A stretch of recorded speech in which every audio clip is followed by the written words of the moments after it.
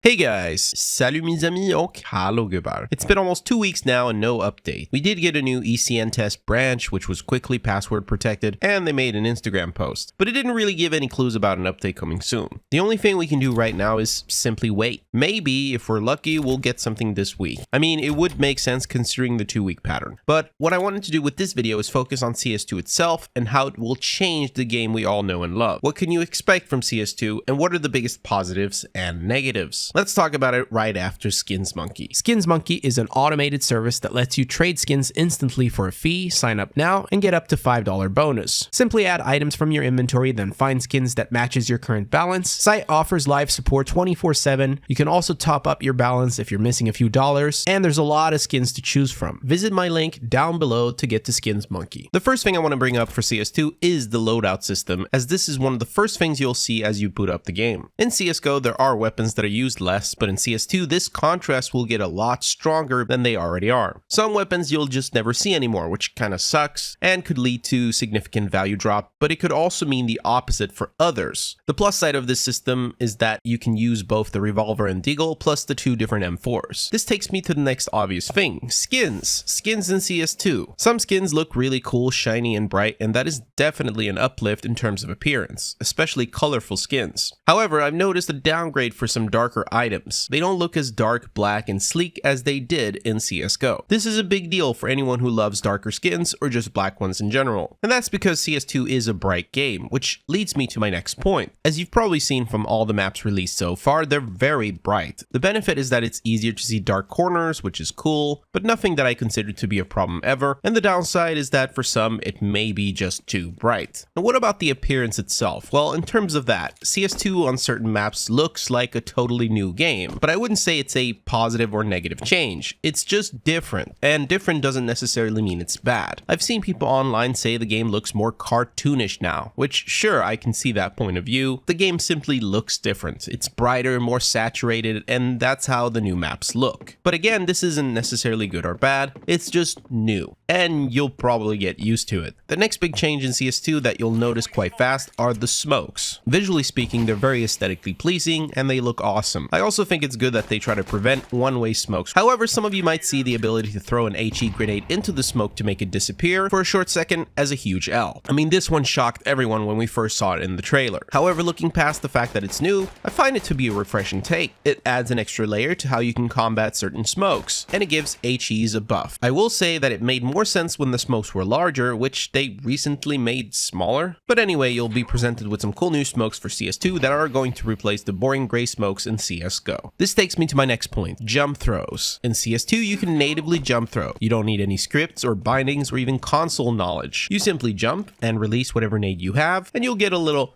to know you've successfully jump thrown the nade, which only you can hear, by the way. For new players, this is awesome, and the jump throw is consistent. I see no downsides to this. This just mainstreams jump throws for everyone. It also shows that Valve is understanding, and it conveniently takes me to my next point, the sub-tick system. Valve's defense against 64-tick haters. Assuming that everyone is going to play on the same sub-tick settings, that would be another huge benefit in itself. No more videos covering how to throw something for both tick rates. As a content creator, I'm excited about this. It just translates better into a video. Also, as a bonus, we have a useful preview system in CS2, which means no need to rely on plugins for most lineups. So this is definitely something to look forward to. But the sub-tick system, along with Source 2, made movement in CS2 a big topic, and as a movement enthusiast, I don't like the default settings for Bhops. They feel like a 64-tick CSGO server. But Valve could easily fix this with the jump spam penalty time server command, which is set to this today. Now, I'm no developer, I just know that lowering the value makes Bhops feel closer to a 128-tick server. Nothing can change my opinion on that. I think I'm speaking for everyone else when I say that Bhop right now is like 64-tick, and that's not what we want. Valve should recognize that the current value doesn't reflect the high-level competitive environment, especially for majors, which are not played on 64-tick. Speaking of commands, a major downside of CS2 is the removal of certain of them. For example, right hand, which allowed you to switch hand positions, and various bobbing commands related to player animations. As you can see here by Thor, who covered this in a tweet. The absence of these commands could be seen as a big L. I know some of you like to switch around the hands, but it seems that might not be a possibility. This final point I have for this video might even be a deal breaker for some of you. CS2's visual improvements offers a more immersive experience, but the visual upgrades comes at a cost. CS2 needs more juice compared to CSGO, and that probably wasn't a surprise. Thor has benchmarked the game, showing a notable drop in performance. While these results may vary based on your system, everyone, including myself, have found that CS2 in its current state is a lot more demanding. Of course, a full release could affect performance even more, but probably not much from how it is today. I think it's safe to assume that we can expect similar performance to how it runs right now. And that is a very big deal, because the performance overall impacts the game's feel, and could very much discourage people from continue playing once CSGO becomes CS2. Or maybe your computer just isn't good enough to handle it. I think this is one of the biggest points for the game and its future, so Valve needs to tackle this with care. But I mean, we can't just stand still with CSGO. Things need to evolve, and it always comes at a cost. For the most notable ones, I think that sums up this video and what you can expect when CS2 replaces CSGO. If there are any other notable mentions for CS2, please drop a comment and let's all discuss it. I haven't mentioned any speculative stuff or things we're likely to get, like the new season-based league system for Premier. However, the points I've made are significant enough for this video. I'm excited for a new update and hopefully an open beta or something similar soon. Peace.